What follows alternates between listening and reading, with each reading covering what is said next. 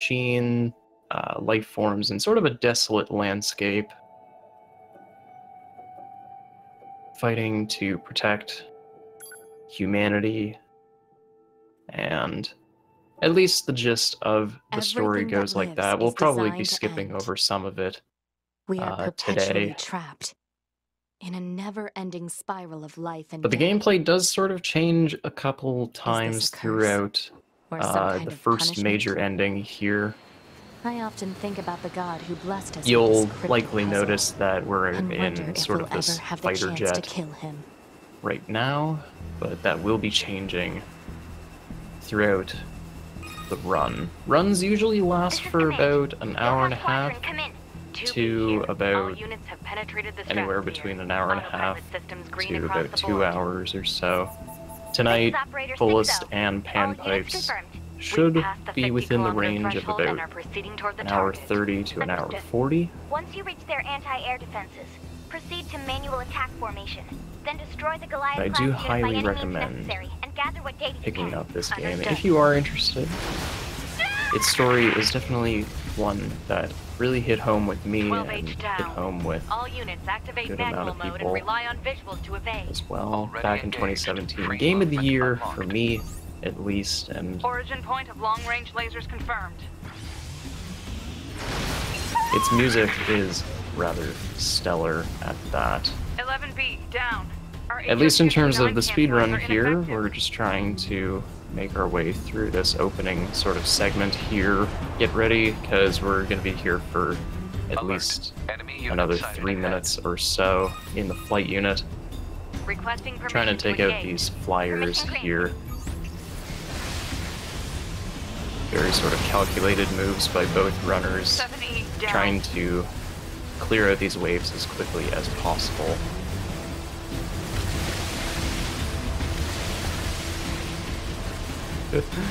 I'll try, Cecily. One thing that both runners are trying to do is actually get hit by these really scripted lasers that are just coming from literally nowhere. That's going to save a little bit of inventory menuing later on.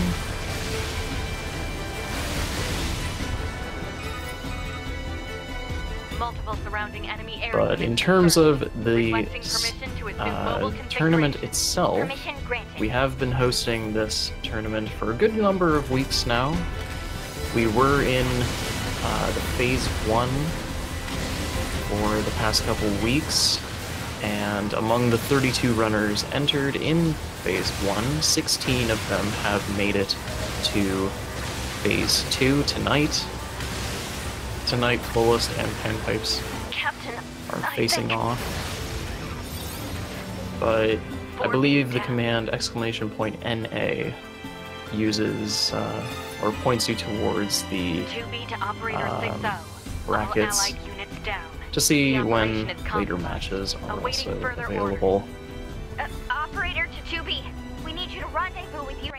Understood. But as I'm speaking here, you can kind of see the different perspective changes. My audio is getting shifted around a little bit, but that's fine.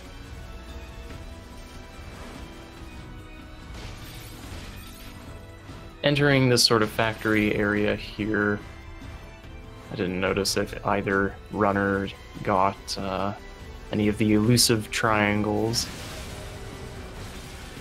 Triangles are essentially just a specific place on the screen that the flight unit can be positioned in to strategically not take any damage as they pass through some of those narrow gaps. The Fullest making short work of these waves here, just a second or so ahead of Panpipes into this initial section. We will see the rest of Prologue here really sort of determine who pulls ahead. Prologue is definitely one of those sections that's going to be a deciding factor for many runners in this Phase 2 of the tournament. And if you've been with us before, or if you haven't heard previously, at least for combat, a specific technique that we're going to be using is what's known as a damage glitch.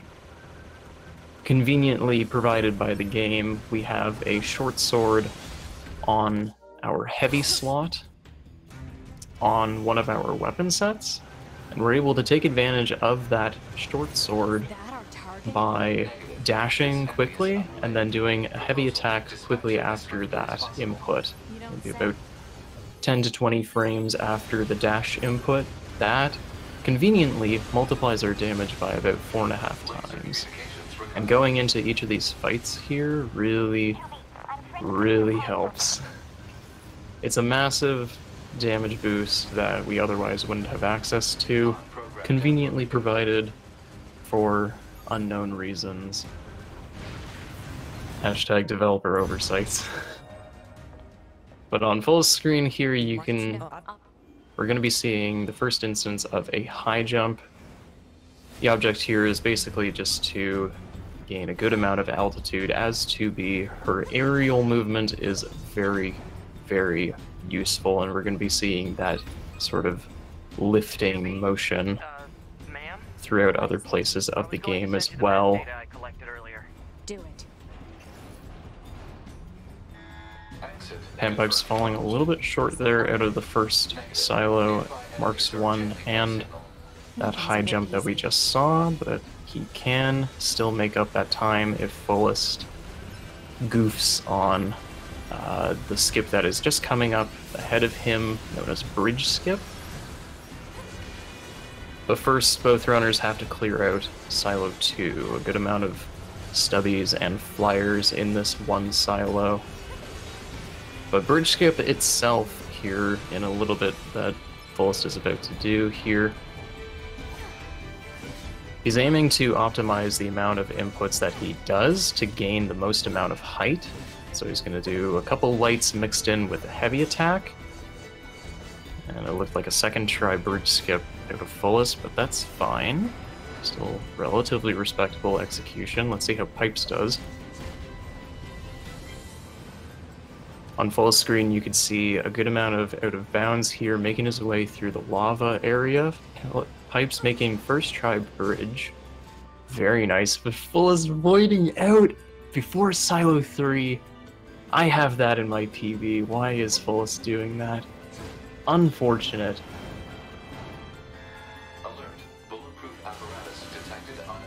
Very spaghetti. Only spaghetti people would void out before Silo 3. That definitely made Pipes gain a bit of time in comparison to, or gain back a little bit of time against Fullest here, but he's still slightly behind. But as with anything, anything can happen.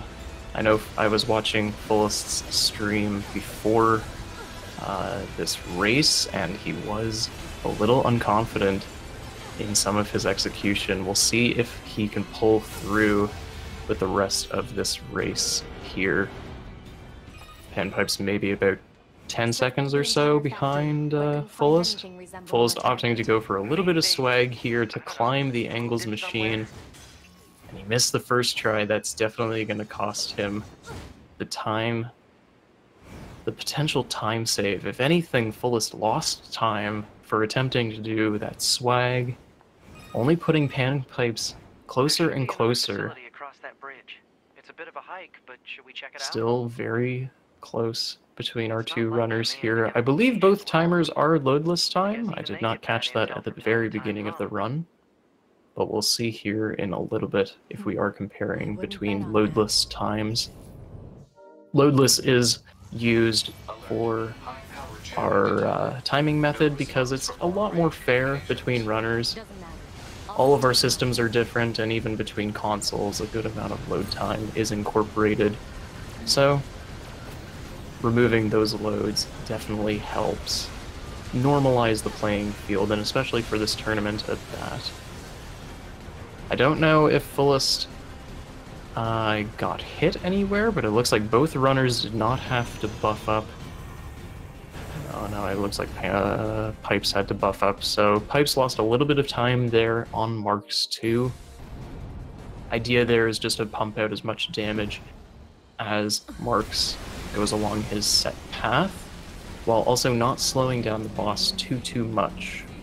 So that way he can effectively take out the boss. Here, the elusive Engels machine is a very mean boy, as we had probably... I believe we had gotten some punches earlier in this tournament. We'll see if tonight Engels is feeling any different. I know Fullest was trying to save up some of that RNG in his practice stream earlier. But the idea in this section here, we're just trying to get Engels down to a damage threshold, while also waiting for a music trigger. So a set period of time is available to us to damage Engels before the true RNG comes into play. And both runners are making use of a technique known as pod slow-mo. They're able to basically slow down the world around them as they charge up one of their abilities, or one of their cooldowns, and it looks like Fullest got punches, and Pipes getting a ranged puke attack. That'll definitely put Pipes in the lead here. Out of prologue, Fullest is going to lose about 20 seconds to punches here. Rather unfortunate.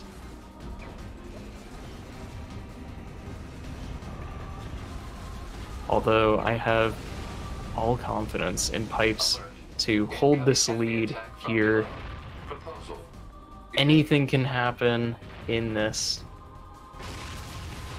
Those punches there that Fullest had gotten was basically the first little bit of RNG in this. However, a good amount of RNG is sprinkled throughout the run.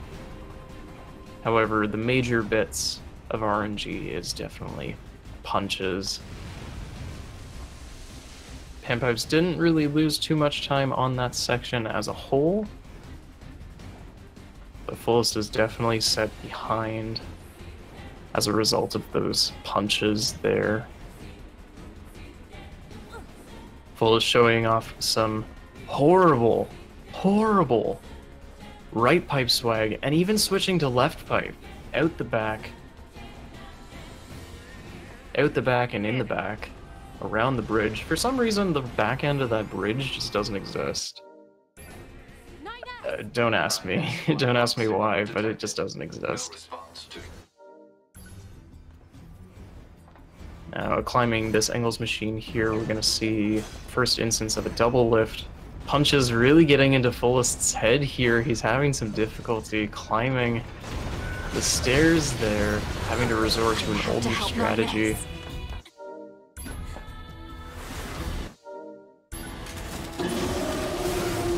And Panpipes getting relatively decent ninjas there, making his way back into the flight unit here. It's a little bit loud. Let's turn that down just a wee bit.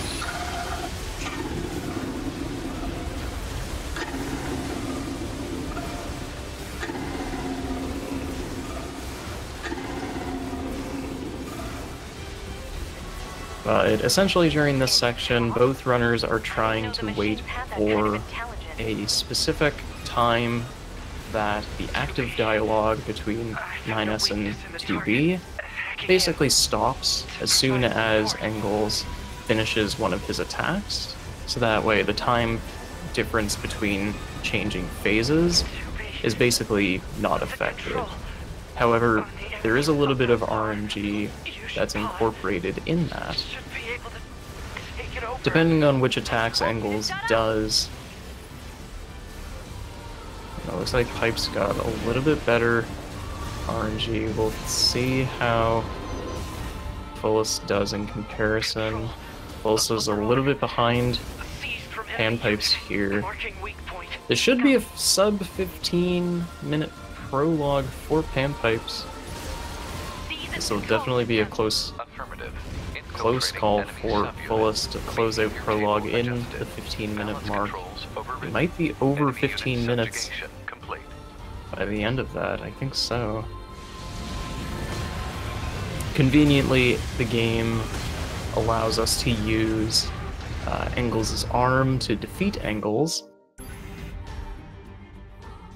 Panpipes' timer is loadless. That is a good thing. Making sure those loads in between all these different load areas are being timed out. Fullest not having such good luck. A 15-10 prologue out of 15-13 prologue out of Fullest there. I hate to say it, but that might be an average prologue out of Fullest. Omega Wall! I'm sorry, I had to. Anyway, going into the bunker here, both runners do have a good amount of mashing ahead of them going into setting up their settings conveniently. All right. Are we okay? It's actually surprisingly easy to mess this section up. Good. Once you're Any wrong button press can really send them in the wrong direction between the different menus and dialogue prompts. But Fullest isn't too far behind Panpipes here. He's only about 15 seconds behind, I'd say. Stop. Huh? We'll see if Panpipes can hold this lead here, but it's definitely going to be close going into the resistance camp. Panpipes flubbing a little bit on those inputs there. He was a little indecisive on which strategy he was going to use. He caused 9S to start moving with 2B, but he wanted to execute a dialogue skip like we had seen on Fullest's screen. Skipping that dialogue is seemingly just a wee bit faster than actually hitting the dialogue itself. Better head for the hangar. Usually we However, can't get it's NieR very flight slightly units. They're way too in terms of the expensive for us difference. runs. Too bad they can't mass produce Fullest these isn't yet. too far behind Panpipes now. There's definitely a little bit of a flub on that one dialogue out of Panpipes. We'll see if Panpipes can hold this going into the resistance camp quests in just a little bit here. Why do you think they sent a combat model like you to a recon job? If all they want is intel, we scanner models are built for that kind of thing. I think we should, All right, Canards. all right. Pog Pipes 3. Poggers. Although I think Panpipes had dropped the 3 in his name, did he? I forget. For you. Make sure to commit them to memory. Roger.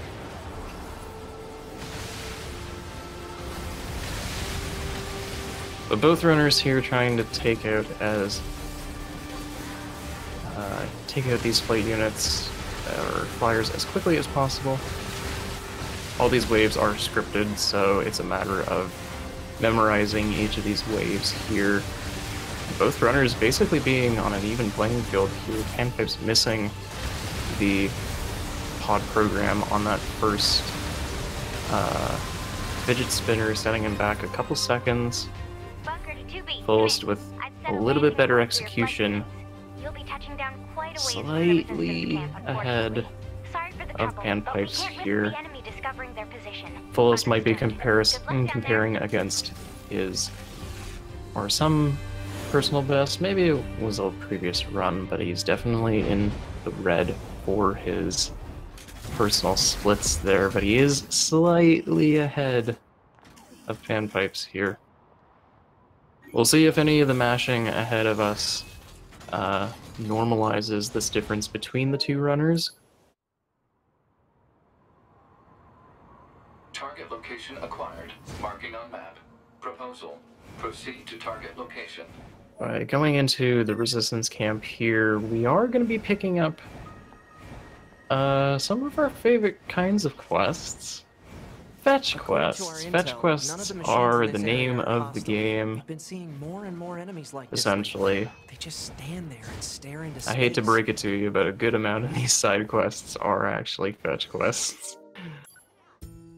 But fortunately for us in this category. We won't actually have to deal with very many of them, just these opening ones that are required as part of the main quest.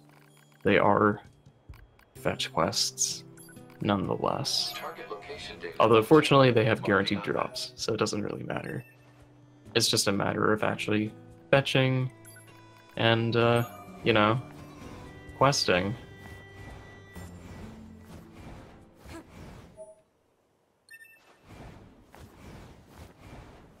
This must have been quite a city. But you can really sort of see here a little bit of flubbed inputs from Panpipes there. Fullest definitely pulling ahead in these dialogue boxes. Fullest might be a little bit more warmed up in comparison to Panpipes here. Picking up these items in a relatively specific order, so that way he kites the enemies around the courtyard area there. Jumping over some of these barriers is definitely a good amount of time save instead of having to run around. Sort of minor, but definitely one of those routing options through the city ruins here that saves a good amount of time, as opposed to either just high jumping over some of them or even going all the way around. That's everything the supply trader asked for. That was a relatively good 3 machines there, or supply trader quest from Fullest. By helping them, we also help ourselves. So no, I don't think they're a pain. Panpipes might have killed an extra machine there. Surprisingly, those items do actually drop off of set enemies, so you don't actually have to kill all the enemies in the red circle there. You just need to know which enemies in particular to kill in order for you to pick up the drops. However, sometimes those enemies do kind of get mixed up here. Although for both runners, that didn't really happen. Good, relatively clean combat from both runners here. Fullest now making his way over to the desert area, and I'm going to swap over to Fullest's audio here. Sorry for the audio mixing around here, but Fullest pulling a little bit ahead out of height, out of resistance camp. Oh boy. Messing up that one barricade is definitely going to cost Fullest a good amount of time. I did that yesterday in my race with Blue Metal. It's definitely an unfortunate feeling when that happens. But Fullest now making his way out to the desert camp. He's going to be looking to buy a couple different things from the vendor here. Specifically a sachet to make the animals not run away from him, animal bait, a specific chip, and some damage buffs, and some recoveries. The specific chip that we're looking for out of this vendor here is what's known as resilience. That's going to make it so that way he doesn't stagger once it's equipped, so long as his HP is actually full. Very quickly here, Fullest is going to clip out behind the desert camp transporter. It's hard to get an accurate picture from this. That's going to enable him to basically go out of bounds right in the entrance of the desert entrance area. I forget what it's actually called. It's sort of an entrance area to the main desert area, but we're just going to traverse that area a little bit easier with that out of bounds behind the transporter. We'll see if Pipes chooses to do it as well. Fullest going out of bounds again, close to the desert barricade. That's going to enable him to basically navigate this tunnel here completely out of bounds if he chooses. Very convenient because that also skips the discovery cutscene outside the desert, the main desert area, I should say. And he's also going to go and pick up a pod out in the desert. Pod C is a very sort of versatile, or, well, I guess you can call it versatile, quote-unquote versatile, pod. We are going to be needing it for a couple different sections later on in the route, but it's definitely it's definitely handy to have it for some extra damage output on some of these future bosses we'll be seeing. We've got enemies approaching.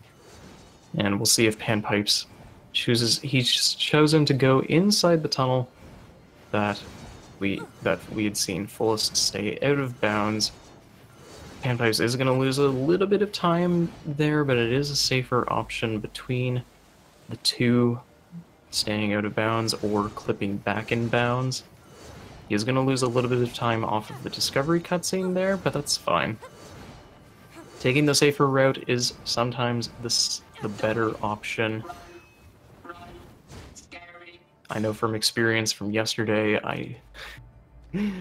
taking the safer route is sometimes the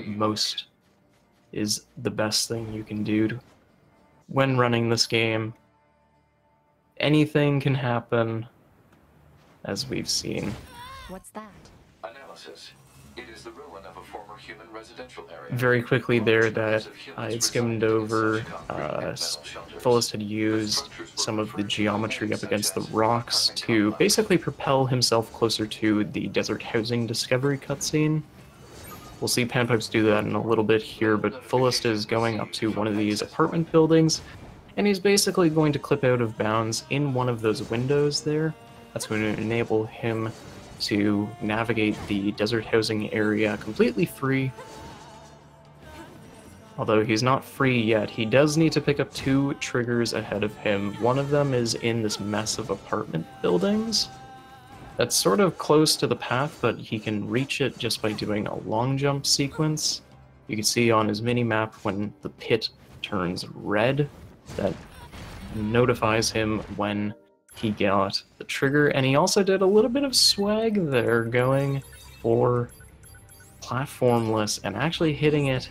That's a very good plunge angle that he was using there to basically pick up the trigger off of the platform that you would need, but instead of actually landing on the platform, you plunge down past the platform, still hitting the trigger and hitting the ground as fast as possible, saving a couple seconds over landing on the platform, I should say. Pipe's having a little bit of difficulty clipping out in desert housing. It looks like he's gotten through just fine. Fullest is essentially clearing out Atom Pit as quickly as possible. He's waiting for some dialogue to finish over top while he's trying to defeat these stubby machines. It looks like he's having a little bit of difficulty there between some of these damage glitches. And he's having a little bit of trouble there. Pipes choosing to do a void out strategy, basically resetting his position to solid ground when he reaches the bottom of the map. That enables him to get the trigger and safely jump down to the platform. Very safe strats from Panpipes. Very respectable strategies as well. Moving on to Adam, and we also see Panpipes doing this as well. Fullest had done this earlier, but both runners have switched their weapon sets so that way you can have the short sword available on both weapon sets, and conveniently you can throw 1 damage glitch on one weapon set, switch weapon sets, and perform another damage glitch to roughly double your damage output, which is super useful for a good number of these bosses. Very clean Atom kill there by Fullest. Sub 29 Atom kill from Fullest is definitely very respectable. It's definitely very fast too, given the circumstances of Fullest's prologue there at that. So What just happened? Fullest definitely made a pretty good desert segment out of that as well.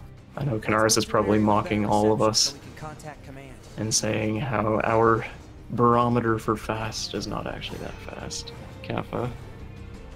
Anyway, moving on, Fullest going and pushing this box just enough so that way he can pod launch through and dash right at the very end of his pod launch, just enough so that way he clips out of bounds. And because Fullest had picked up the desert camp transporter, he reaches the save circle out of bounds, and he's able to actually save his game, load his game, and reposition out to the desert camp without losing much time at all. Definitely taking advantage of that loadless time. Pipes having a little bit of difficulty on Adam there. It looks like he had missed what's called the sword dodge skip. That's gonna basically skip one of Adam's phases where he sort of roars about how he's evolving and changing some of his strategies as he levels up in the fight. But unfortunately, that cutscene loses us about 10 seconds or so. But overall, given the circumstances, a pretty good Adam there from Panpipes. He did lose a little bit of time on some of those lasers, but overall still pretty good. Fullest rocketing ahead into the amusement park area. Those machines out in the desert look just like androids, right?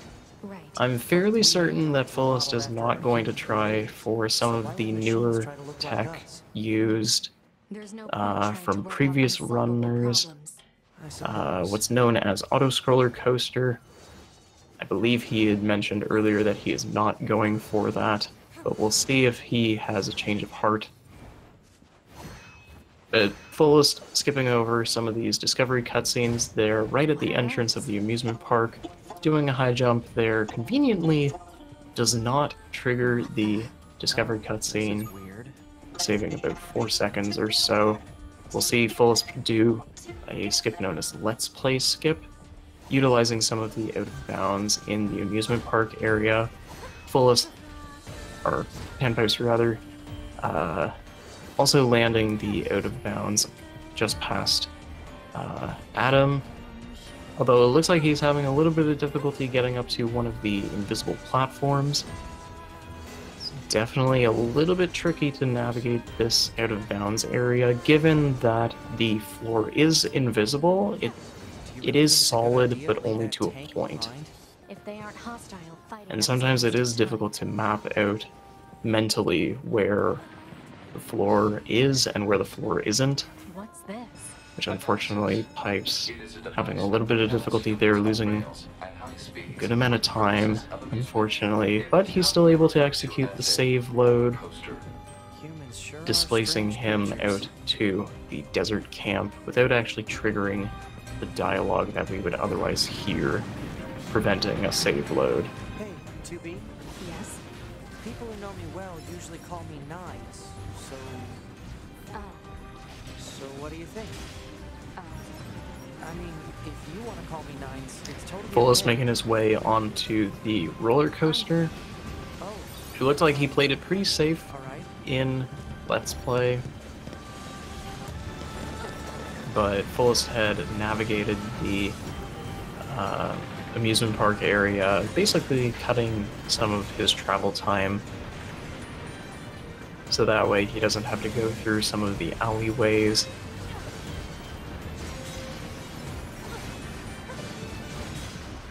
And we'll see if Pipes also goes for that same strategy here. Alert. Multiple. Fullest making his way into arguably the best mechanically designed boss in this game. Otherwise, and belovedly named Beauvoir. Our records don't say She has a couple different phases to her fight, but unfortunately in the speedrun itself we'll only be encountering a couple different ones, because of the damage output that we deal,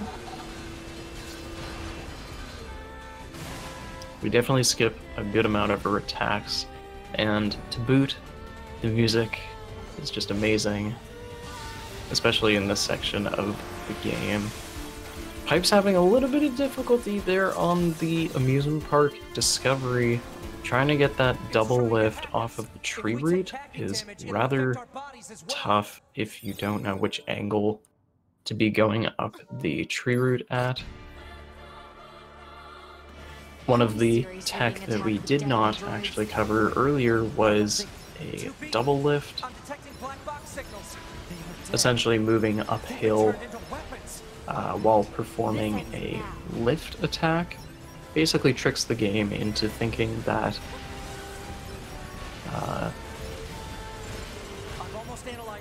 that we still have another use of our lift. So players are actually able to take advantage of a good amount of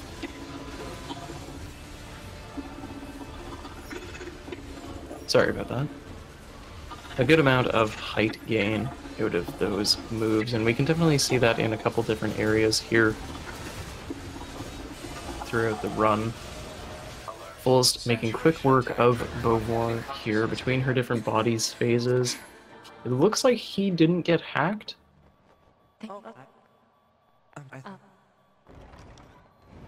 But Fullest definitely cementing his lead even more out of that fight. And one thing that Fullest did very quickly at the end of the Beauvoir fight was do a move known as self-destruct.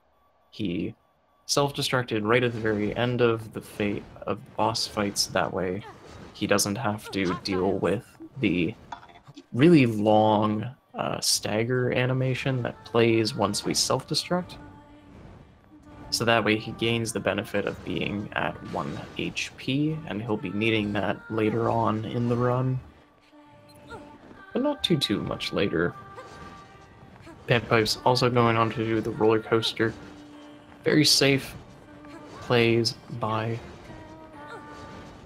both Fullest and Panpipes, not opting to go for the newer strategies, which would actually otherwise skip the roller coaster ride entirely. So why don't the machines, However, both runners opting to do the safer strategy. They originally came here from outer space, right? Well, there are a few Definitely a good theories about move that. by both No of one these knows for guys. sure. Hard to tell what an alien is thinking, you know?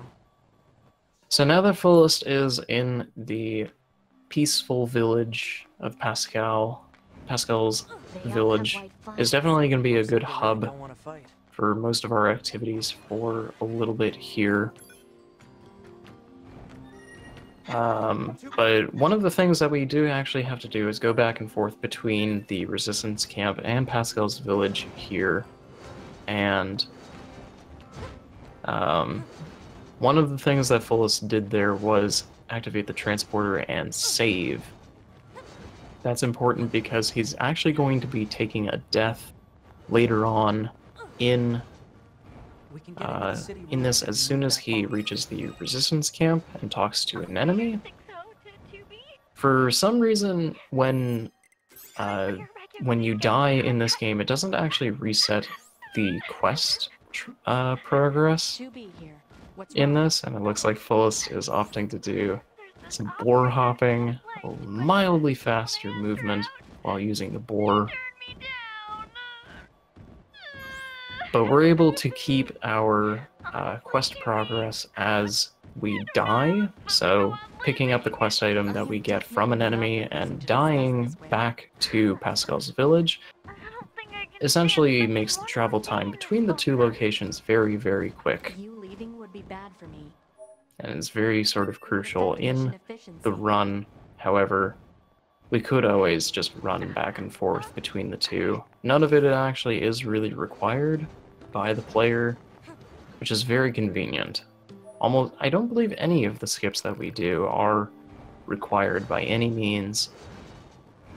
However, most of them are rather difficult to perform. This death warp is relatively easy because it simply moves the player back and forth between these two locations, just using sort of the in-game interactions, I guess we'll call them. Panpipes having a relatively decent Bovor fight there.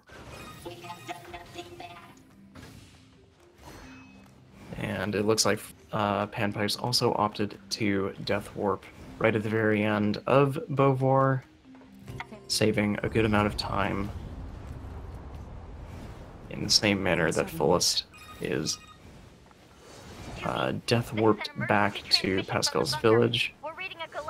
But with every split here, Fullest definitely charging ahead into the next section, cementing his lead. Panpipes having a couple different flubs here and there, but mostly just between the different movement options here. Navigating the map is always a difficult task here, but Panpipes' combat is still pretty good overall. Lots of runners have different time saves in different places, but combat is definitely one of those things in this game that has an incredibly high skill ceiling. It is easy to learn, but difficult to master, especially with how simplistic the inputs are. The flight units should be on the roof of that building up ahead. At least when speedrunning, we don't really use too many of the moves, but it's definitely easy to pick up and learn, but difficult to master. Pipes also making his way into Pascal's village here, opting to save so that way he can perform the Death Warp, as we had seen earlier with Fullest. Fullest making his way out to the city angles boss fights here, although he doesn't actually need to fight the first Engels machine. He can actually skip this first fight if he's careful here. He's going to opt to look for... He's going to try to look through that hole there and try to get 2B to dash through a tiny little opening. But it looks like he missed it and had to do a backup strategy. Conveniently, the wall has both a hole in where it meets the solid part of the building. However, that is actually on a timer, so sometimes runners can get it in time and sometimes runners can't. So doing a backup strategy or having a backup strategy on hand is definitely something that runners can take advantage of. And because the wall doesn't actually have too high of a height ceiling, or rather because there is no ceiling, runners can just sort of hop right over it. Because for some reason the devs never really intended you or foresaw the player gaining that much height, so they never bothered to make it that high. Conveniently. Full's making quick work of Engels there, although it looked like he had a little bit of difficulty snugging into the hitboxes that Engels has between his head and his shoulder. Sometimes those hitboxes can align just right, and you can actually just use 2 pod programs, one for each pod, on the machine itself, and cause that fight to basically start and end very, very rapidly. You're not much for plans, are you, 2B? And switching over to Panpipes here, we had seen a little bit of silliness out of some of those animals there. It looked like the moose that Panpipes had attempted to go for first just immediately sat down. Unfortunate. Costing Panpipes a little bit more time. And it looks like coming out of that transporter there, Panpipes timed his pod fire a little bit late from what it looked like. So he was unable to cancel the active dialogue immediately, but he was able to punch one of the machines in Pascal's village to just cancel the dialogue instead. Eventually, the intelligence within our network began to surpass that of our Fullest saying in chat, despite how horrid that prologue was, he's still ahead. I'm quite surprised at that, but he has been performing quite well. We have not seen his timer dip down very much into the red. Now they are interesting. Why them? Because They're definitely taking an advantage of that double damage glitch, slow-mo, for this section, but conveniently, what could possibly we just saw their Fullest do a high jump over the wall of the negotiations area, conveniently made so that just high enough that we can actually high jump over it with a counterattack. We can use this meantime as the dialogue finishes out to clear out the tunnel that we'll be navigating through next. It'll save a little bit of time, but is definitely nice because of the experience that we gain as a result. And I'm not too certain how Fullest feels. I'm not too certain if Fullest is comfortable with upgrading his sword to level 3. We had actually upgraded our sword to level 2 earlier in the run. It's basically free and required for extra damage, but we'll see if Fullest opts to upgrade his sword. Stop complaining. Panpipes having a little bit of difficulty there on city angles. He does need to be careful on some of those attacks that Angles dishes out because he can't actually lock him inside the arena there. It looks like he got the double lift and got over the wall there. Very nice, given the circumstances. Fullest making clean work of the negotiations section. Moving on to the bunker. And later into the forest. We'll see here in just a little bit what chips Fullest had picked up. Panpipes going into the required Angles fight here, nestling just right into the spot that he needs to get the hitboxes to line up, so that way he deals just enough damage to take out the City Angles machine. I'll rest if I feel like it. Very, very quick overall.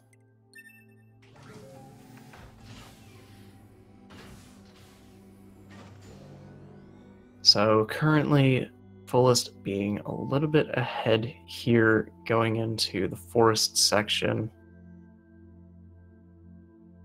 As I said, Fullest is going to be checking which chips he has, but he's also going to be picking up a couple different items here because we have access to larger and more potent damage buffs. We're going to be picking up those, some recoveries, and he's also going to get a glimpse at his chips here. We'll see which ones he has. Panpipes making his way to negotiations, but having a little bit of difficulty there. Fullest selling some of his HUD chips. And I saw 2 cripples 1 diamonds there.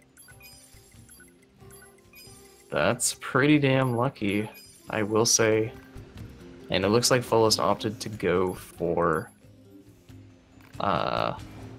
defense buffs as well, checking the weapons trader for the upgrade materials for level 3 sword.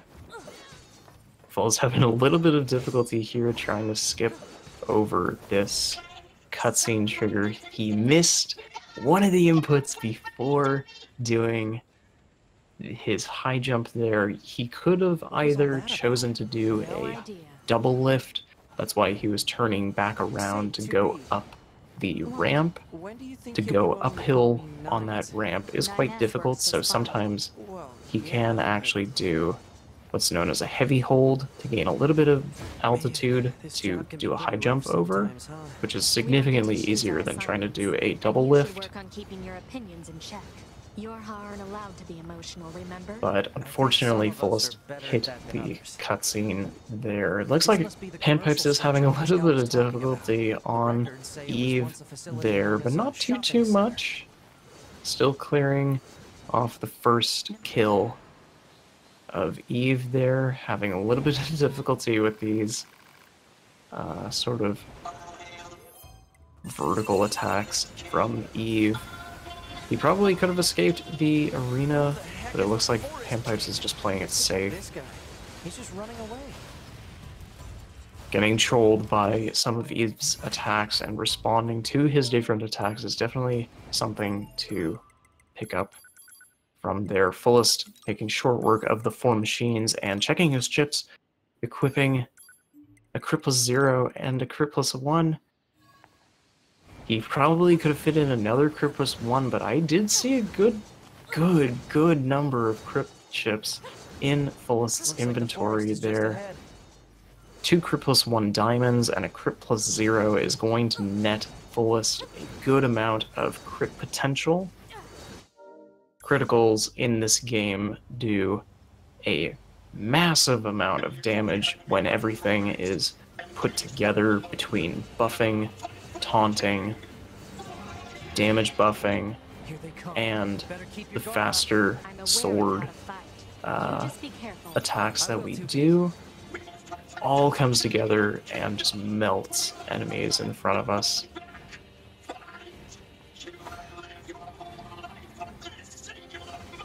I believe one of the techniques I did not cover actually was a process known as taunting. So Don't listen to what they're saying, 2B. for those of you who have played this game, there is a mechanic that exists with one of the characters that the game actually makes it apparent in that you can hold one of the buttons to cause an enemy to gain sort of like a red glow, or have the enemy's head turn sort of red and make a steamy noise.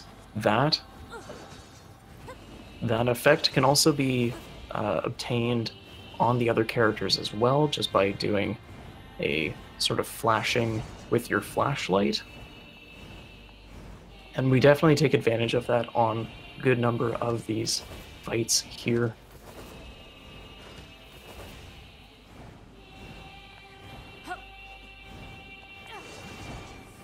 Fullest is going too fast for my commentary here.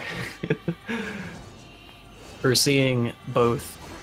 We saw Fullest do a long jump known as Rainbow Road that netted him a good amount of time in terms of the routing there, and we saw Fullest also climb the castle area there. Basically, scaling the entire complexity of the castle, which is a very awesome skip to learn, and very fun too, at least in my opinion. 2B, that's an android. We'll see here in a little bit what Panpipes got in terms of his critical chips, but Fullest, with his first challenge here with his new chips, But why?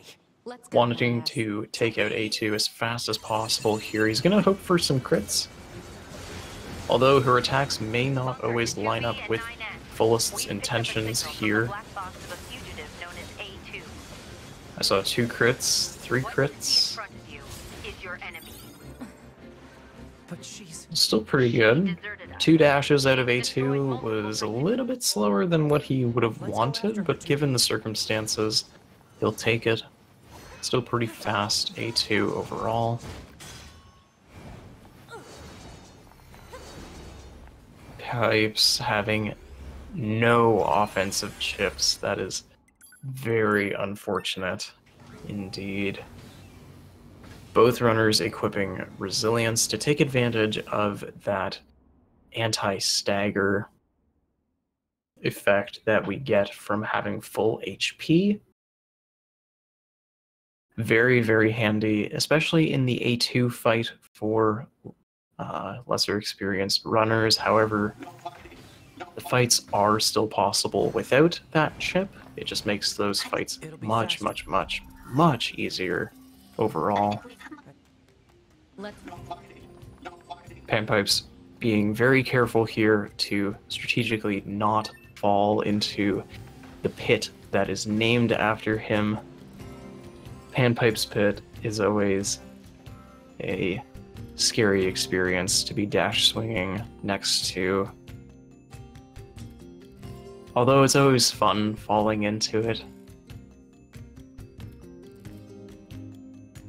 But Fullest making his way into the next section. We did see Fullest's timer in the red. I don't know if Fullest has changed his comparison or not, but he might have lost some of the time that he had gained earlier in the run against his PB. Very quickly there, he was using one of the boxes in the resistance camp to clip out the back area of the resistance camp. He's going to navigate to the entrance area of the flooded city, and it looks like he went back in bounds. Dude, that's going to lose Fullest a good amount of time. Going into the discovery cutscene in bounds is not what Fullest would have wanted. He would have wanted to stay out of bounds and do or collect that cutscene completely midair underneath one of the buildings, but it looks like he's going to have to go inbounds and navigate the regular way. The city is starting to sink as a result.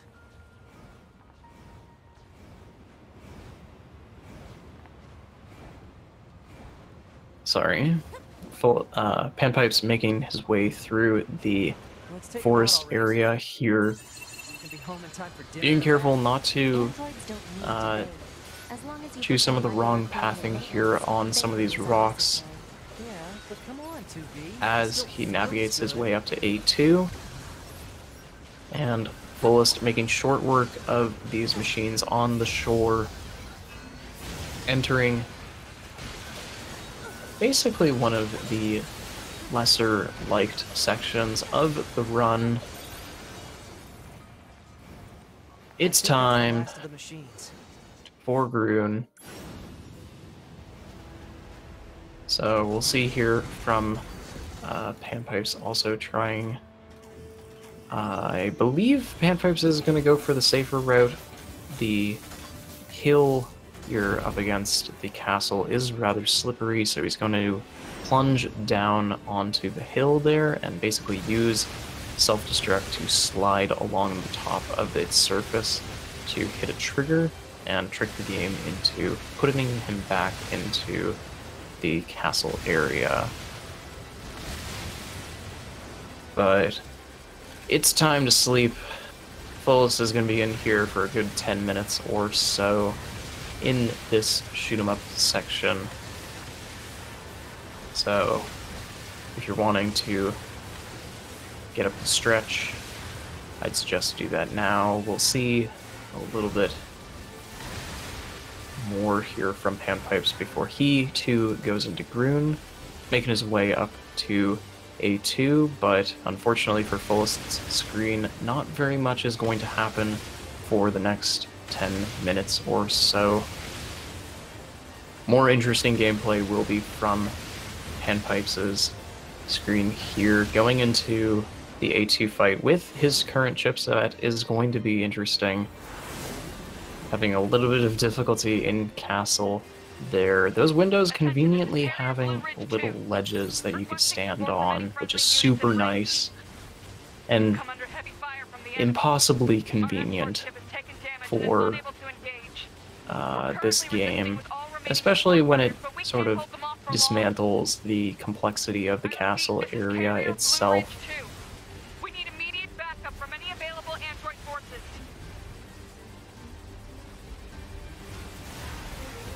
But with Panpipes not having any offensive chips, this is going to be an uphill battle for him.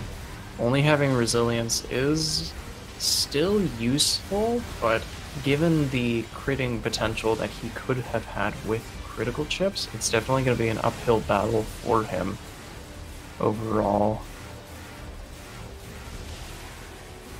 Saw one dash out of A2 there, and was having a little bit of difficulty getting a damage glitch off, but Looks to be 2.8 Still clicks okay. per The play. idea for A2 is to basically stun lock her and hope that she dashes backwards or across the screen like that. Still 2 dashes out of A2. Couple different counterattacks there as well from Panpipes, but that's fine. Still pretty good overall. And one trick that both runners have done there to escape the A2 area, instead of having to jump out the window after A2, like the game wants you to, you can actually just escape the arena by high jumping over the back end of the arena. I'm still picking up a large enemy presence. Didn't I kill that already? That, in combination with transporting back to Pascal's village, will basically make it so that way you skip over, like, 3 minutes of dialogue or something. It's a pretty ridiculous section of just pure dialogue that is, for all intents and purposes, just slow and not really what we want in the speedrun here. Crap! It's blocking close range attacks with EMP blasts.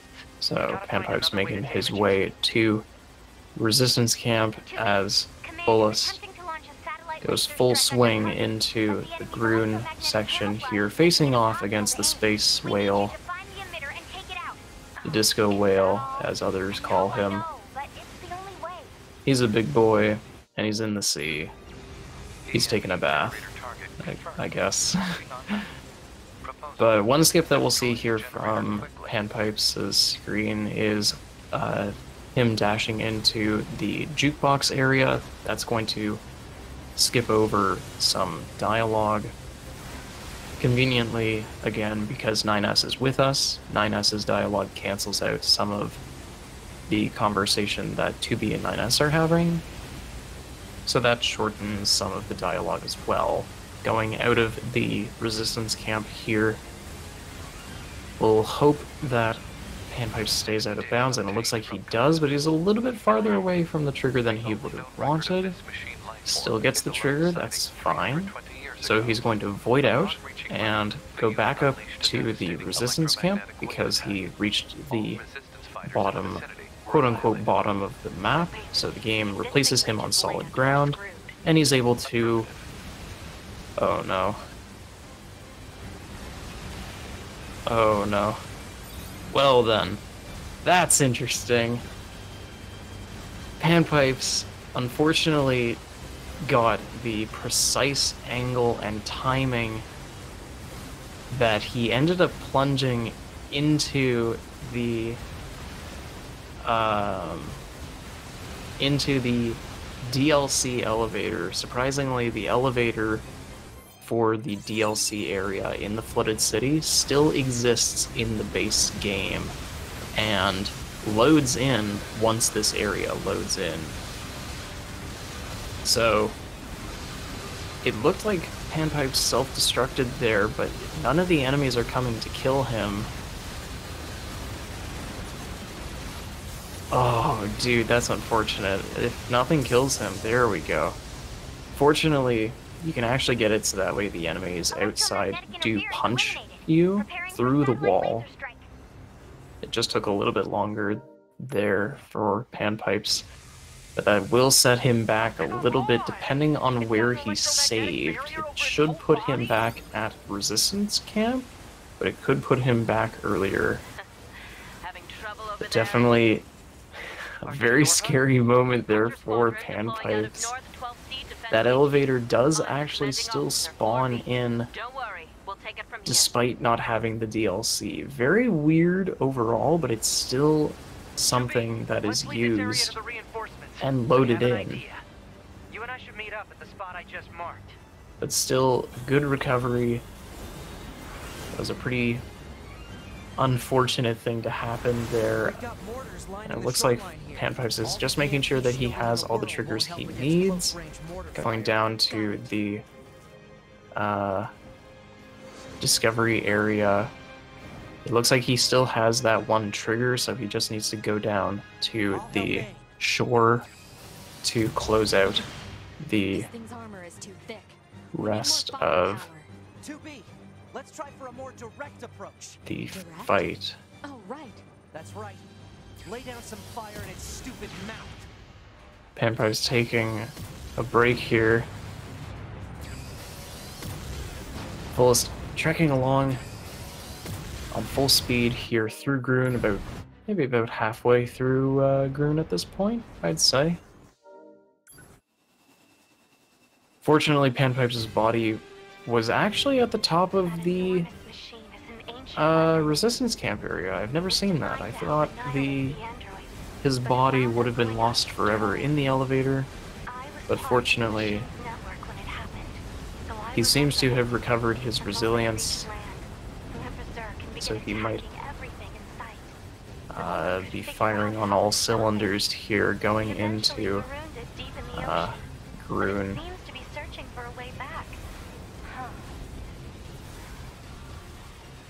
K2B, I think I have another idea. Now, it does look like Panpipes might be a level or so behind. He had just hit level 13. 9S is leaving the front lines. Perhaps I'm misremembering, but he might be a little bit behind on experience in comparison to Fullest.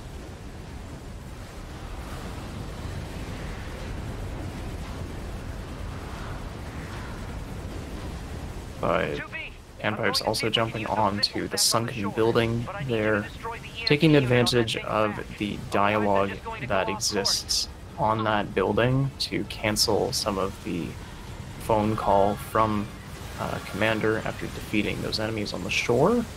That'll make the flight units spawn in basically immediately.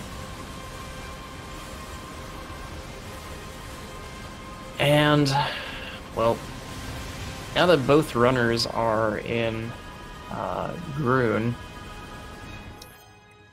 we still have a little bit of time on our hands.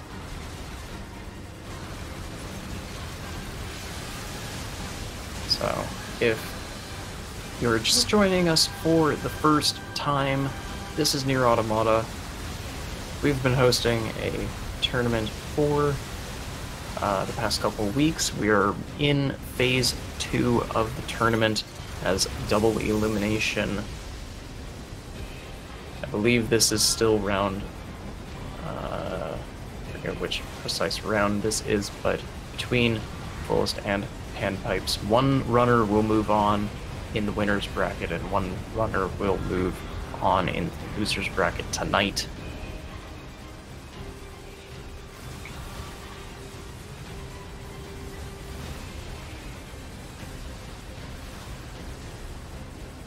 Forgive me, I have a horrible cough right now.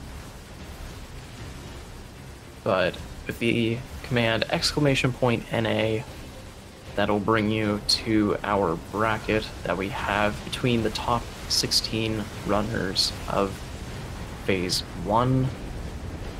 Those runners have moved on into phase 2, into this double elimination section.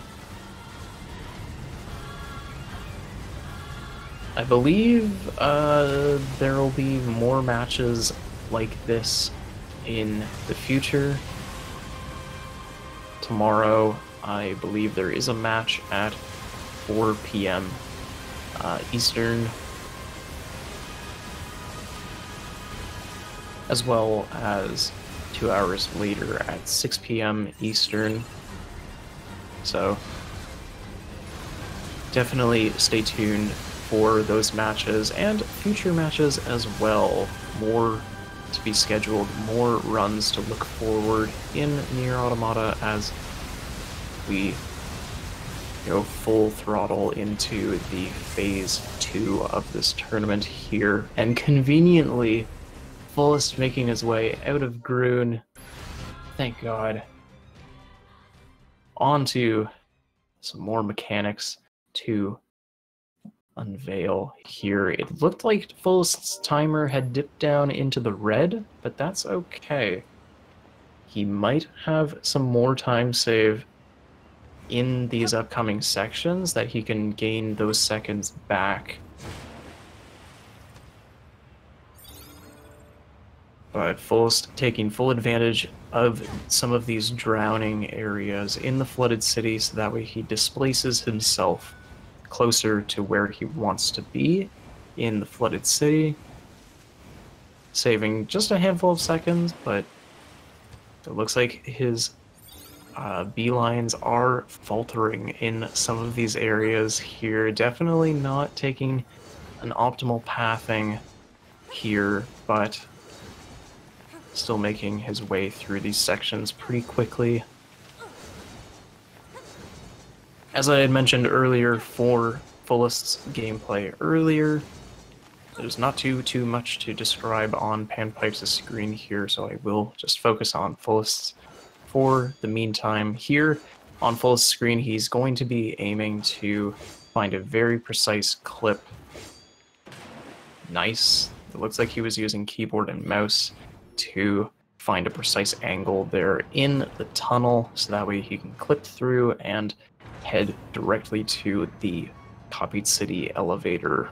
That'll take him to the next section of this run here.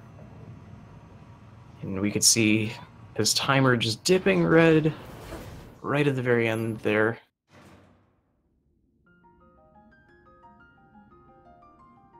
It did take Fullest a couple tries to get copied city clip though, so he has lost a good amount of time to that one particular clip. It is rather precise, more precise than most people think, and definitely taking the safer strat in using keyboard and mouse, which would enable him to have a direct, straight input.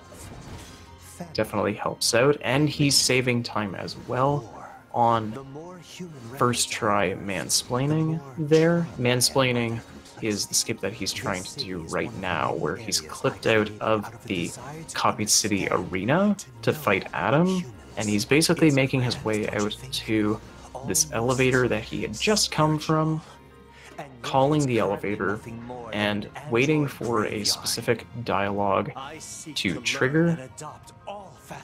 Around when Adam says only then, Fullest is going to punch and dash backwards into the elevator. That's going to trigger Todd's dialogue to search for 9S, and basically cancel Adam's really long monologue, saving a whopping 50 seconds or so. A good amount of time saved in that skip alone.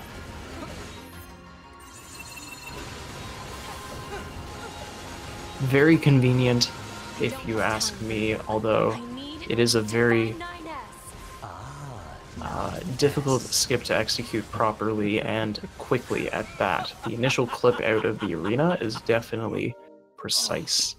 On, I would say, the same caliber as copied city clip. However, most runners do get that clip quite consistently as well. Fullest does need to be careful here when facing Adam 2. Some of Adam's attacks can actually take you down a good amount of HP, but given that Fullest is using defensive buffs here, he's going to make short work of Adam 2. It looked like he was canceling some of his damage glitches on Adam, but that's okay. Opening up there very quickly, he's going to mash through an enemy's dialogue, hop over to the computer girl standing next to an enemy. He's going to basically hop off of the tarp area to cancel one of the dialogues that happens when you get too far away from an enemy then.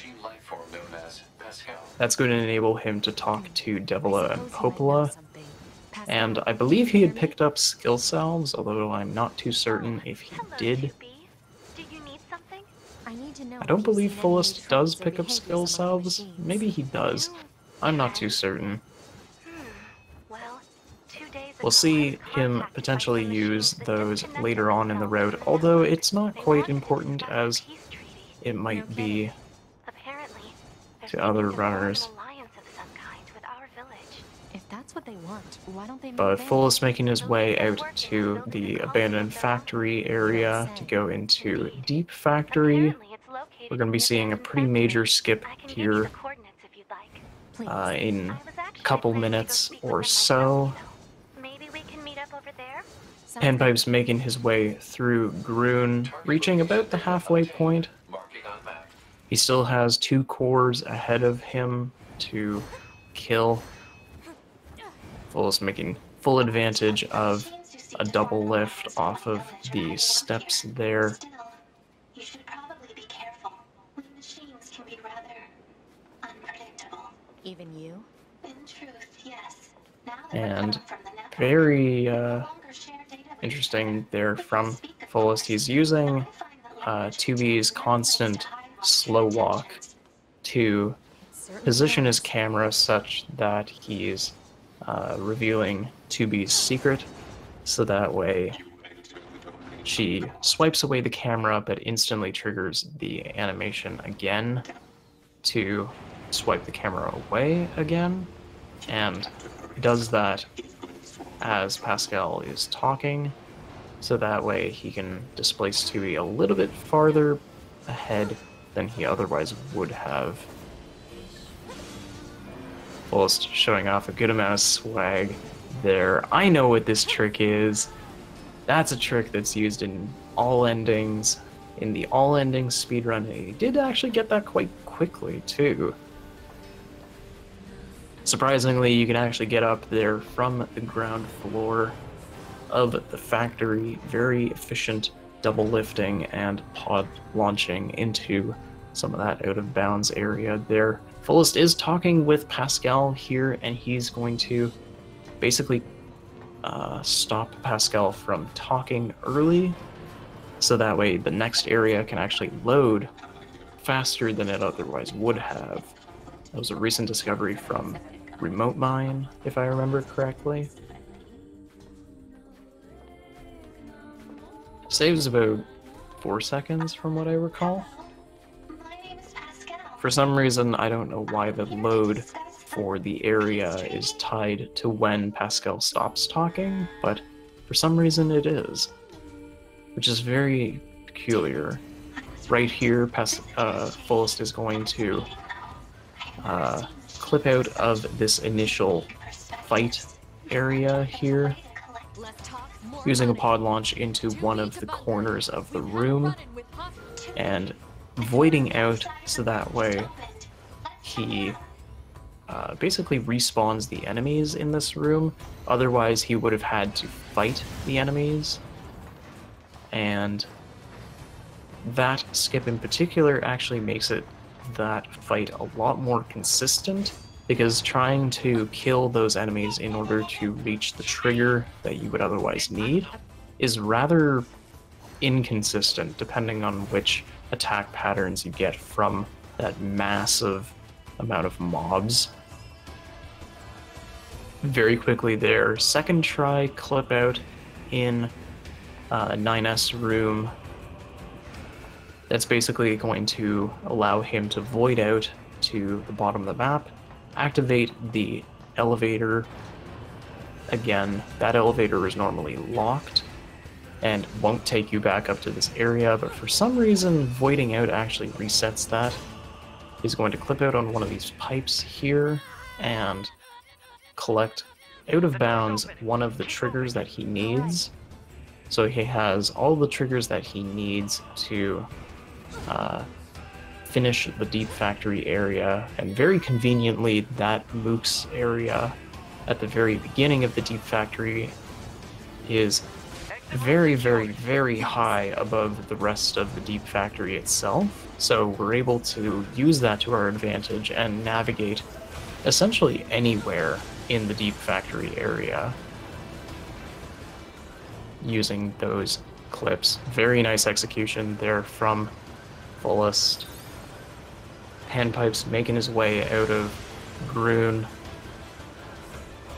We'll see how Panpipes fares on some of these clips here. Making his way out to Copied City as Fullest just starts hanging around. Conveniently, you can actually high jump onto one of these bridges here while we wait for the Soshi fight to begin. Analysis. Both long and close That's going to enable us to basically just wait. Oh, now what? Allows the fight to be very, very easy for at least the very beginning here, because Soshi is invulnerable as we're waiting. There's no real reason to be down there and fighting him when we can just hang out.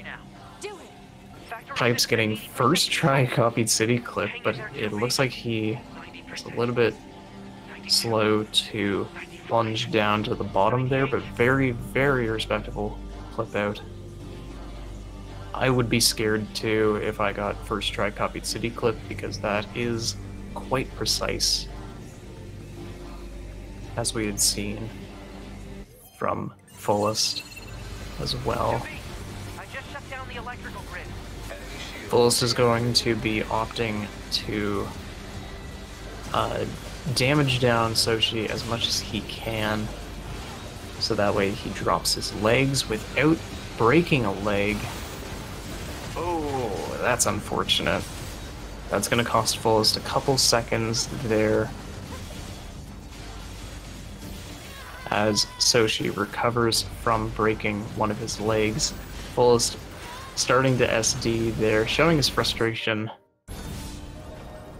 And we'll see how Panpipes does on mansplaining there. Took a little bit of time to find the right angle, but that's fine. Very respectable indeed. He might be losing a little bit of time on that clip out there, so Panpipes might be losing a couple seconds on mansplaining alone here. Although it looks like he's still ahead. There is sort of a free area that happens if you clip out fast enough on the mansplaining clip. Oh, that's very scary from what Panpipes just did. Walking into the elevator and not getting locked inside is very scary. Oof, and it looks like Fullest is having some issues there on some of the factory out of bounds. Ooh, I'm not too certain if Fullest knows that he can just high jump onto the catwalk area above him there. He is going to fall into the lava and get respawned back up. Back in bounds, unfortunate. But that might have lost him his potential to PB with that. His timer has been in the red for a good amount of time here. Might be too far for him to reach for that PB. But we'll cross our fingers and see if he does. Panpipes having a little bit of trouble there with Adam 2, with Adam 2 being on very low HP there and getting grabbed, losing a little bit of time. Very clean movement from Fullest there. To the resistance camp. What about you? Making his way out to resistance camp, and I see. we'll see if the runners do sort of a proverbial handshake between Fullest making his way back over to resistance camp and Panpipes picking up some skill salves as he leaves resistance camp. Let's move.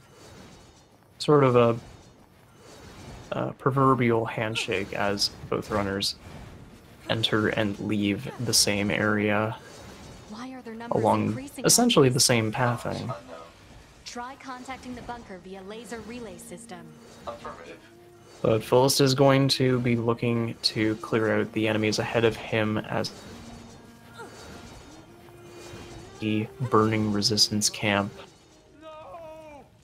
going into the much more faster-paced section of the game. From here on out, it basically is a boss rush. The mobbing that he has to do before the boss is more of an inconvenience in some respects, because the spawn points of these enemies that Fullest has to kill are kind of wonky in how they're fixed positions in the map. but given our damage potential, we actually push the enemies back quite considerably. So if you kill the enemies too quickly and push them back too far, the respawning enemies in the subsequent waves can actually spawn behind you, and it looks like Fullest got an instance of that where 2 stubbies spawned behind him. So that cost him a little bit more time than he would have wanted. Sometimes actually damaging those enemies slower sometimes helps, or spacing yourself correctly sometimes helps.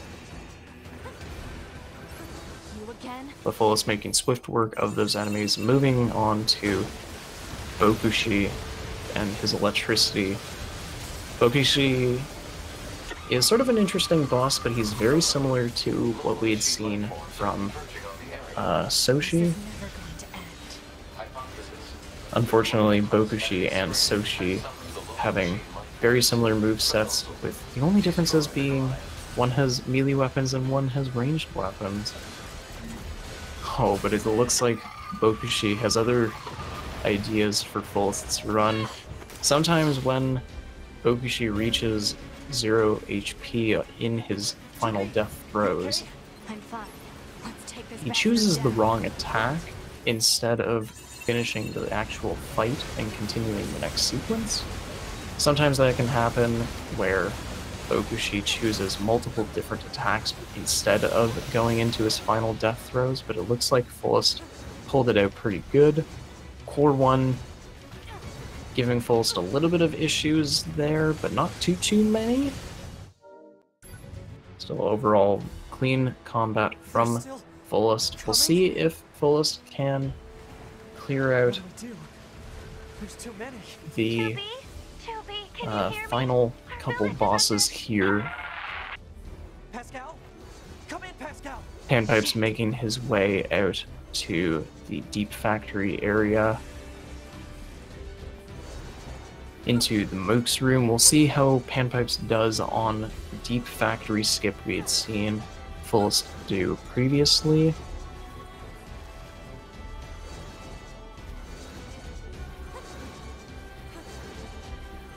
But Fullest making his way over to Pascal's fence area here, clearing out these mobs here before facing off against Core 2, the giant sort of snake-like thing that pops out of the ground. Don't ask me why. But we'll see if Fullest can pull off the zero cycle on Core 2 here. It sounded like Core 2 was taunted. Very nice there.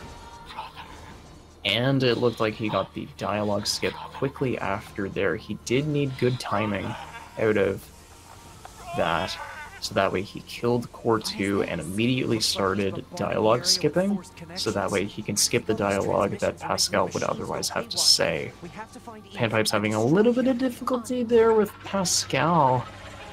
Trying to get into the elevator. Pascal just doesn't want to get in the elevator. Dude, sometimes Pascal is just such a meanie. He does not want to get in the elevator sometimes.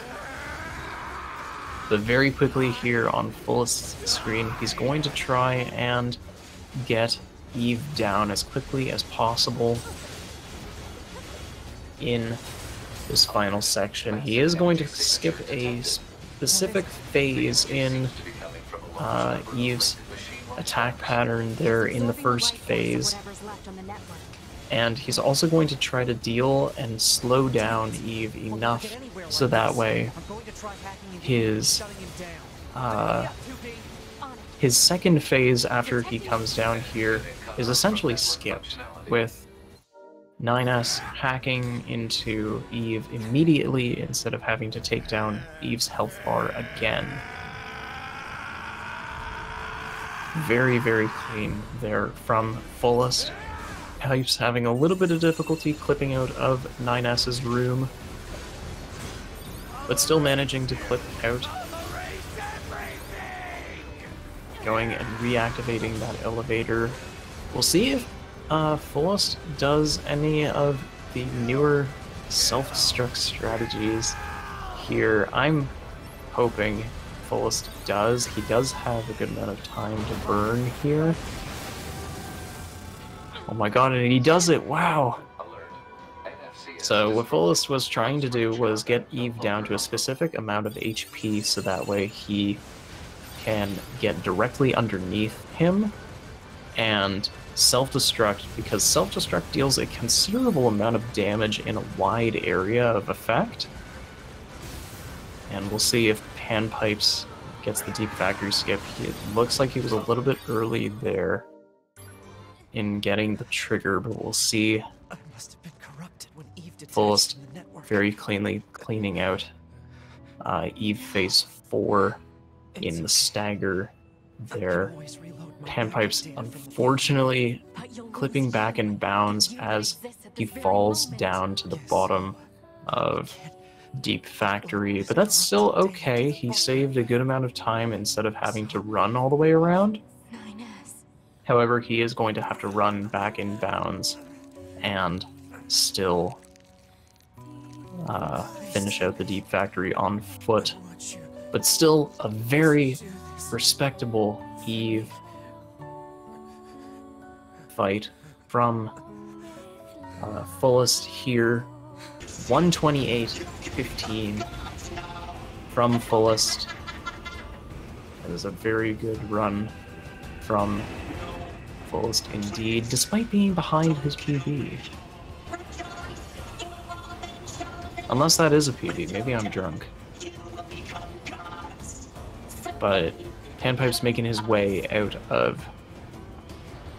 Now, Fullest's PB is 127. Exit route secured. Thanks. Oh, how are you feeling, Fullest? That was a very clean run. Hi. To some degree.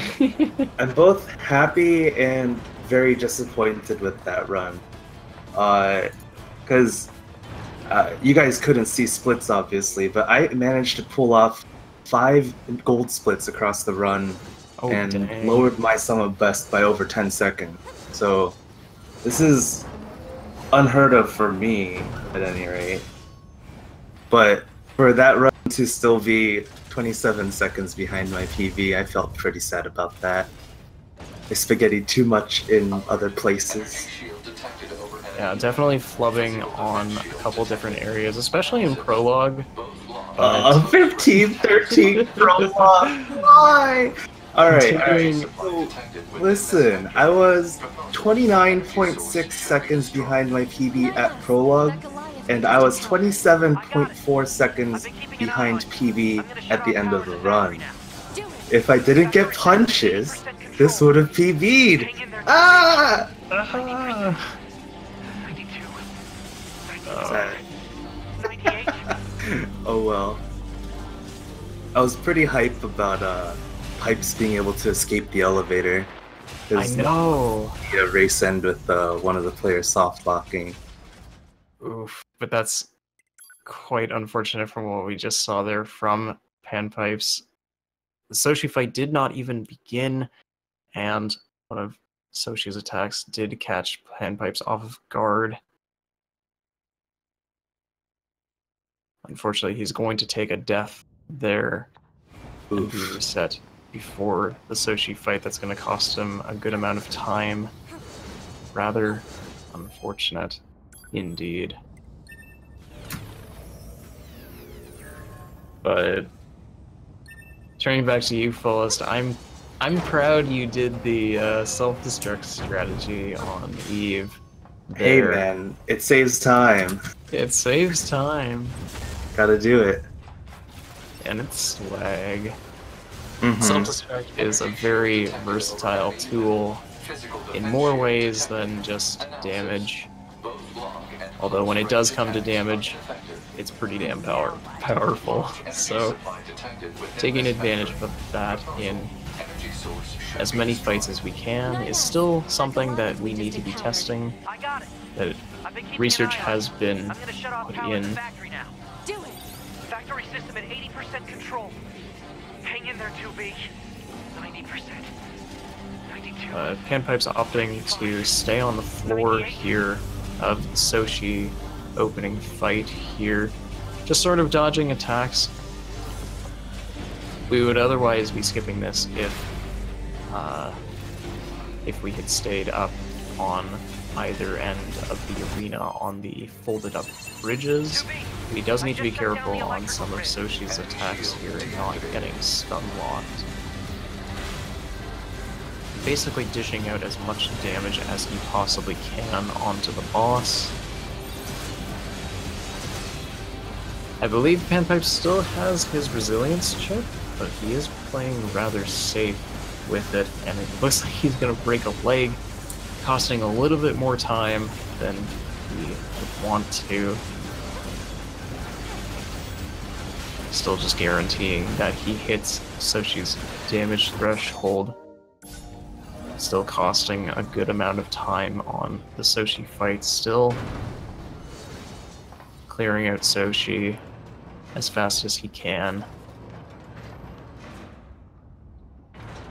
Trying to escape the desert, the deep factory area.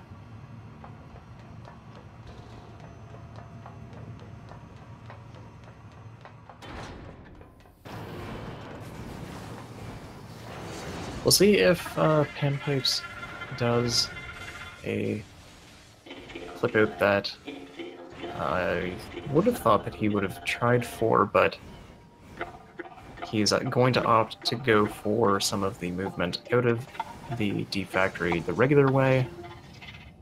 There is actually a clip that exists to skip some of these catwalks and staircases. However, it's a little bit tricky, especially without having a mini-map to find the precise angle. It's rather difficult.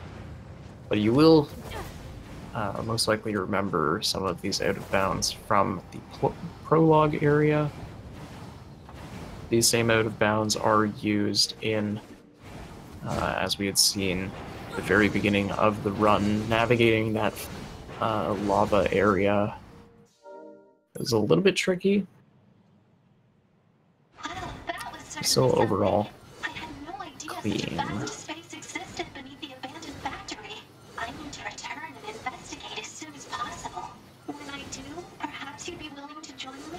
No thanks. So, Panpipes making his way out to the resistance camp again. Also heading headfirst into the sort of boss rush section of the run. Just needs to clear out the mobs in the burning resistance camp first, but we should be able to make clean work of those enemies there. Sometimes it is a little difficult with all of these enemies placed around the city ruins here because of 2B's auto lock-on feature as we're dash swinging through the city ruins. You can actually auto-target some of these enemies here, and unfortunately it costs to lose a lot more time than we actually need to, given that any sort of deviation from sort of the general path can really kind of add up over time.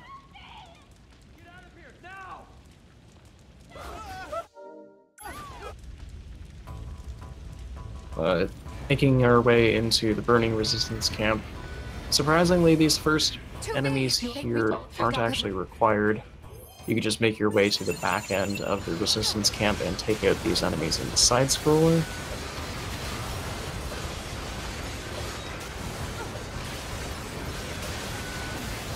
Again, we'll see if Panpipes has better luck with some of these stubbies here, making very short work of that wave. That was a good damage glitch, but it still looks like 2 of them spawned behind him. Unfortunate. 3 of them spawning behind him. They're just popping out of nowhere. That's always a funny phenomenon when it happens, because runners will often stand directly on the enemy's spawn points, and stubbies will just come out of the floor and just start popping up like gophers. Still relatively clean overall from Panpipes here. Making his way into Bokushi. He does have to be careful on the electricity here. And it does look like he's still going to maintain that high HP to make full use of that resilience chip here. He does need to be careful on some of his heals, as we had seen earlier in Panpipes' run, somehow hitting the leg. Wow. He must have angled his damage glitch a little bit too far to the right, causing him to throw a damage glitch into Bokushi's leg. But getting the instant vacuum there, transitioning into Core 1 very quickly there overall. Let's take this bastard down. Right.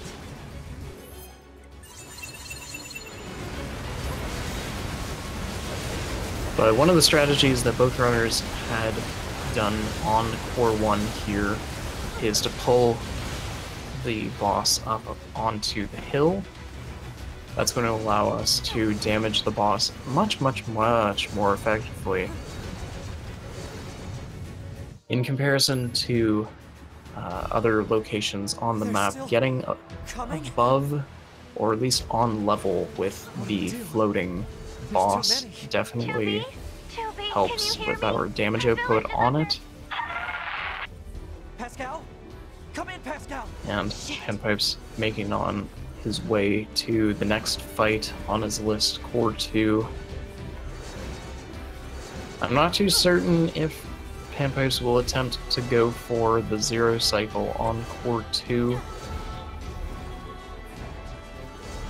but we'll see how it pans out. Oof, that's awful. I'm sorry. But he's gonna make short work of these machines here out by Pascal's fence. It seems the machines on the network have gone berserk. They've sealed off the entrance to the village and are trying to hold them off, but with these weapons, there's only so much we can do. Let's take these. I'm awful. But Core 2 is definitely a bit of a tricky boss here. Because the boss is moving around in this sort of U-shape around us, it is difficult to keep taunt on him.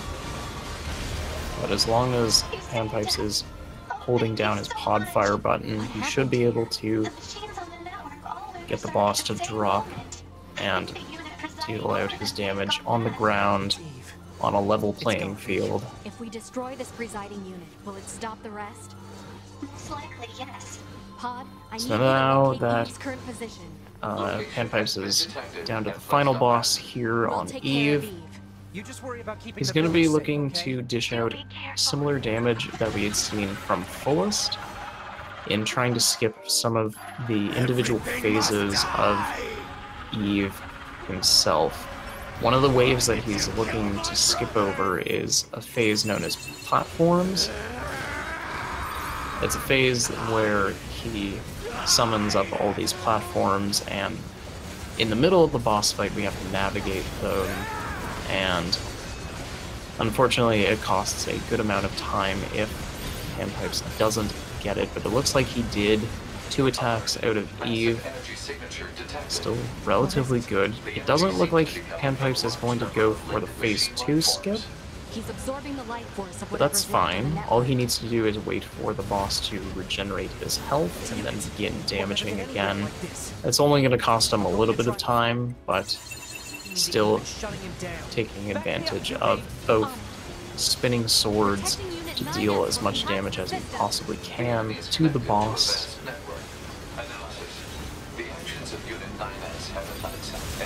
It's a very respectable fight from Panpipes there. Moving on to phase 3 and phase 4. In phase 3, we're still able to use most of our mechanics here, using lasers, pod fire, and our melee attacks to take down Eve.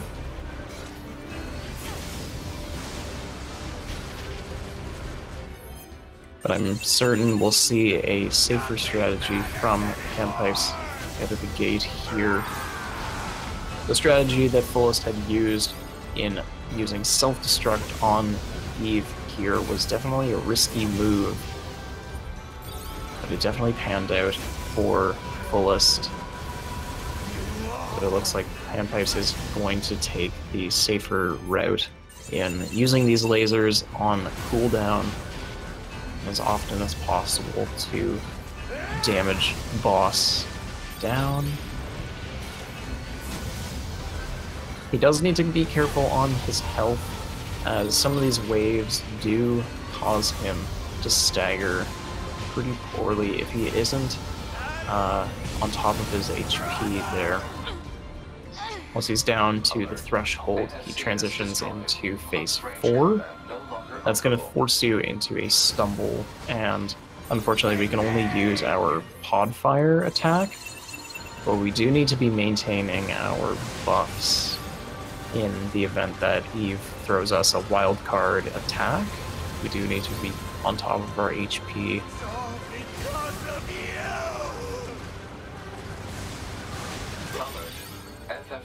But Eve going down pretty quickly here. Closing out to be about 143.30 something, maybe 40 something.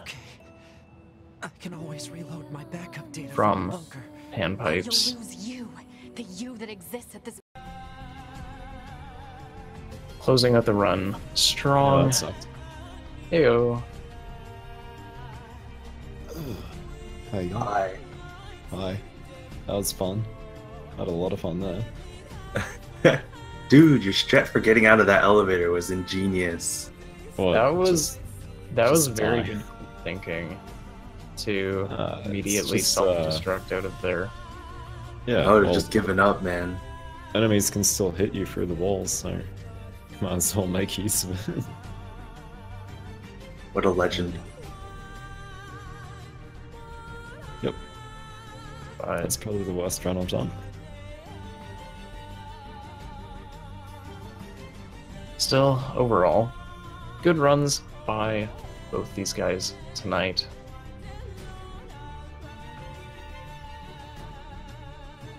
If you guys have anything, then we might just close it out for tonight. Then we have been organizing this tournament for the past couple weeks here. As I said earlier, we've been transitioning from phase 1 of this tournament into phase 2. We're currently in phase 2, double elimination between our runners here. Exclamation point NA will bring you to our bracket for future and current matches.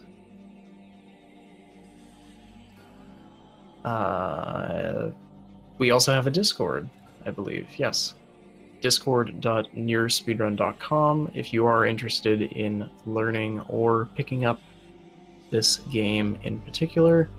It's very fun casually, and it's very fun as a speedrun as well.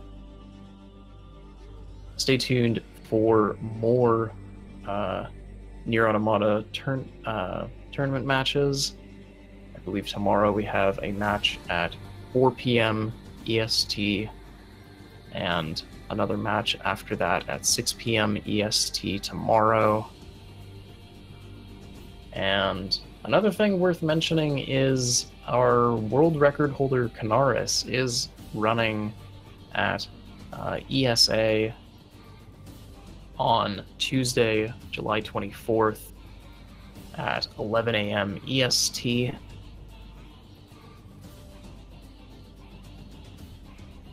On July 24th. So that'll definitely be exciting as well to watch. Definitely catch that with commentary from Canaris, and I believe Froob is also there. But Yeah, definitely Fudgecow was there as well. Good amount of people. A couple of guys from the community. But congratulations to Fullest for taking tonight's match. So moving on, Fullest will move on to, I believe his opponent is yet to be decided, but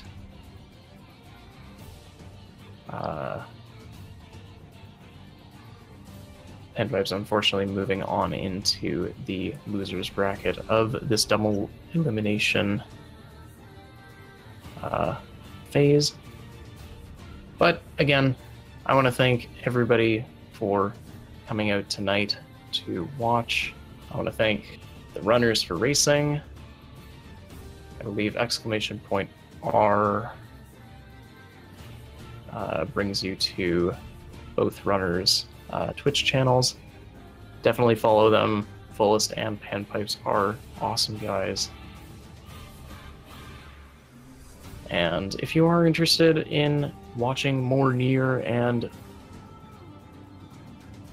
getting involved in our speedrunning community, definitely check out the Discord we have, discord.nierspeedrun.com. And I think with that, I'll say goodnight. So, good night, everybody. Thank you again for coming by and checking it out. Have a good night, everybody.